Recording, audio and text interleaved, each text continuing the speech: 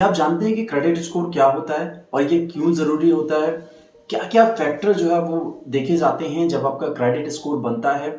अगर हाँ, तो ये बहुत अच्छी बात है और अगर नहीं, तो आज की इस वीडियो में हम बात करने वाले हैं क्रेडिट स्कोर से जुड़ी एक-एक इन्फॉर्मेशन के बारे में कि क्यों आपका क्रेडिट स्कोर जो है वो आपके लिए इतना इम्पोर्टेंस रखता है, किस तरीके से आप अपने क्रेडिट स्कोर को मैनेज करके रख सकते हैं, यानी अच्छा बनाकर रख सकते हैं और क्या-क्या फैक्टर हैं जो आपकी क्रेडिट रिपोर्ट को बनाने में देखे जाते हैं।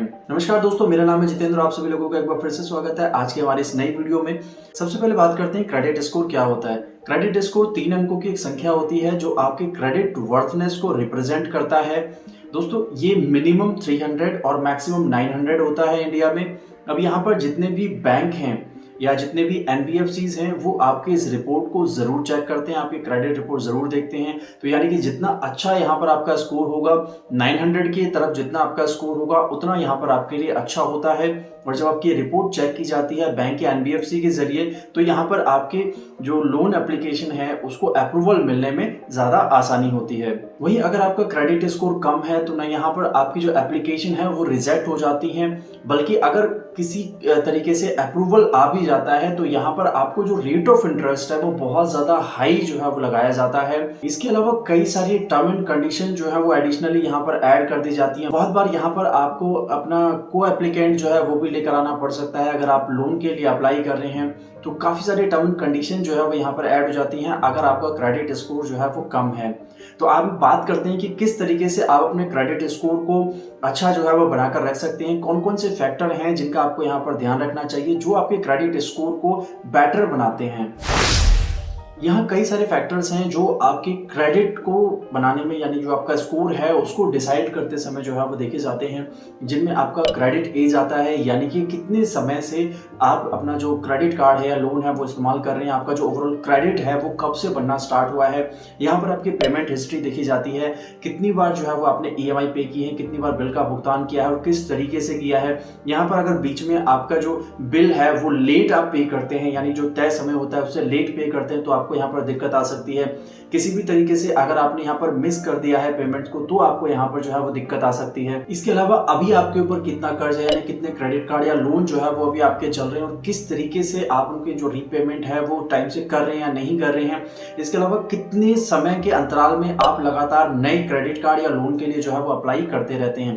तो इस तरीके के कई सारे जो है फैक्टर्स यहाँ पर मिलकर आपका क्रेडिट स्कोर डिसाइड करते हैं। दोस्तों, आपका जो क्रेडिट स्कोर है वो मशीन एल्गोरिथम के जरिए जो है वो तय किया जाता है।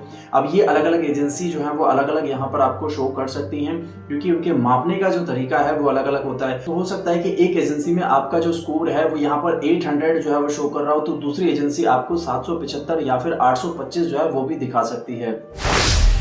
अपने क्रेडिट स्कोर को बेटर बनाए रखने के लिए सबसे ज्यादा जरूरी है कि आप अपने ईएमआई और अपने जो क्रेडिट कार्ड के बिल्स होते हैं उनको टाइम से पे करते रहें। इसके अलावा अपना जो ओवरऑल यूटिलाइजेशन है उसको जितना हो सकता है लो रखें यहाँ पर, क्योंकि लो यूटिलाइजेशन जो है वो एक अच्छे कस्टमर को इंडिकेट करता है। आप ज्यादा अपना जो है वो क्रेडिट इस्तेमाल करते हैं तो यहाँ पर बैंकों को भी जो है वो थोड़ा सा डाउट रहता है कि अगर कुछ भी 19-20 होता है तो शायद आप जो अमाउंट है वो आगे पे ना कर पाए, तो यहाँ पर रिस्क जो है वो भी बढ़ जाता है।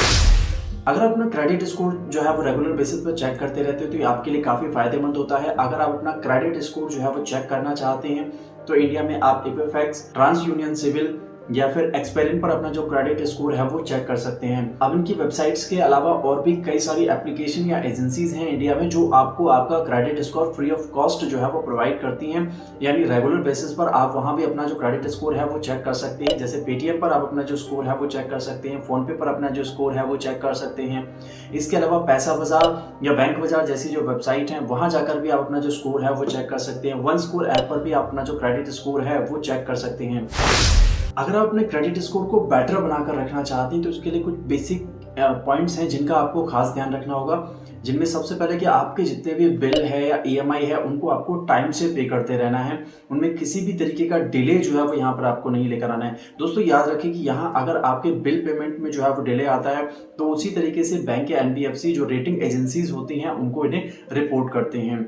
वहीं आपको मल्टीपल जो एप्लीकेशन है, नई एप्लीकेशन यहाँ पर नहीं देनी है, क्योंकि जब भी आप लोन के लिए अप्लाई करते हैं, क्रेडिट कार्ड के लिए अप्लाई करते हैं, तो यहाँ पर आपके क्रेडिट में एक हार्ड पुल जो है वो किया जाता है, यानी आपका जो स्कोर है वो चेक किया जाता जाता है, रिपोर्ट जो है वो निकाली जाती है, जिसमें कई बार आपके जो बेसिक पॉइंट होते हैं उनमें आपको गिरावट देखने को मिल सकती है, यानी आपके कुछ पॉइंट जो है वहां पर कम हो सकते हैं। इसके अलावा अगर आप क्रेडिट कार्ड इस्तेमाल करते हैं तो यहाँ पर आपको आपका जो ओवरऑल यूटिलाइजेशन है वो अंडर 30% जो है वो मैनेज करके रखना चाहिए। दोस्तों यहाँ पर अलग अलग जो बैंक हैं वो अलग अलग एजेंसीज को रिपोर्ट करते हैं, तो इसलिए ज़रूरी है कि आप अपने इंडिविजुअल क्रेडिट कार्ड का जो यूटिलाइजेशन है उसको यहाँ पर मैनेज करके रखें। इसी के साथ साथ अपने जो ओल्ड क्रेडिट अकाउंट्स हैं, यानी आपके जो क्रेडिट कार्ड हैं पुराने, उनको आपको बंद नहीं करना है। बहुत बार जो हमारा सबसे पुराना जो क्रेडिट कार्ड होता है, जो हमारा क्रेडिट होता है, सबसे जो एज्ड क्रेडिट होता है बेसिकली, उसको हम लोग कई बार क्लोज कर देते हैं अकाउंट को। तो यहाँ पर ये गलती आपको जो है वो नहीं करनी है, क्योंकि उसकी वजह से हमारे जो क्रेडिट की एज है वो बनी हुई थी और सडनली उसको बंद करने की वजह से यहाँ पर हमारा क्रेडिट एज जो है वो उसका लॉस होता है। तो दोस्तों इस चीज़ का आपको ध्यान रखना है। इसके अलावा उसमें हो सकता है कि हमारी जो पेमेंट हिस्ट्री थी वो भी हमने 100% बनाकर रखी हो, और जो हमारे पास नए प्रोडक्ट हैं उनकी यहाँ पर पेमेंट हिस्ट्री 100% हो सकती है, लेकिन जो एज है वो यहाँ पर डेफिनेटली कम हो जाएगी। तो अगर आपके पास में इस तरीके के जो कुछ प्रोडक्ट हैं, अगर आपको उससे ज़्यादा कोई प्रॉब्लम जो है वो नहीं है तो आप उनको यहाँ पर जो है कंटिन्यू रखें। इसके अलावा आपको मल्टीपल एप्लीकेशन जो है वो बिल्कुल नहीं देनी है। जितनी बार भी आप एप्लीकेशन देंगे हार्डफुल होगा, तो इस चीज़ का ध्यान जो है वो ज़रूर रखिएगा। दोस्तों याद रखिए कि आपकी फाइनेंशियल हेल्थ में आपका क्रेडिट रिपोर्ट जो है वो एक इंपॉर्टेंट रोल प्ले करता है। क्रेडिट स्कोर यहाँ पर जितना अच्छा होगा उतना आपके लिए भी यहाँ पर अच्छा रहेगा, क्योंकि अगर आप फ्यूचर में लोन के लिए अप्लाई करते हैं या क्रेडिट कार्ड के लिए अप्लाई करते हैं तो ये आपको कम इंटरेस्ट पर आसानी से जो अप्रूवल है वो दिला सकता है, और एडिशनल जो टर्म एंड कंडीशंस हैं या दूसरे जो प्रॉब्लम्स हैं वो भी आपको यहाँ पर फेस नहीं करनी होंगी। इसके अलावा रेगुलर बेसिस पर अपने क्रेडिट रिपोर्ट जो है वो भी चेक करते रहें। अगर आपको वहाँ पर कुछ भी अनयूजुअल एक्टिविटी जो है वो देखने को मिलती है, यानी कोई भी इंक्वायरी वहाँ पर देखने को मिलती है जो आपने नहीं लगाई है, तो आप उस पर डिस्प्यूट जो है वो रेज कर सकते हैं। इस पर डिस्प्यूट जो है वो आपको कैसे रेज करना है, मैं इस पर ऑलरेडी एक वीडियो जो है वो बना चुका हूँ। वीडियो का लिंक आपको आई बटन और नीचे डिस्क्रिप्शन में मिल जाएगा। होपफुली दोस्तों हमारी वीडियो आपके लिए इन्फॉर्मेटिव रही होगी। अगर वीडियो अच्छी लगी तो लाइक शेयर सब्सक्राइब करना बिल्कुल मिस मत कीजिएगा, और इस तरीके की रेगुलर अपडेट और इन्फॉर्मेशन पाने के लिए चैनल को सब्सक्राइब करने के साथ साथ बेल आइकन जरूर प्रेस कीजिएगा। तो मिलते हैं हमारे नेक्स्ट वीडियो में, तब तक के लिए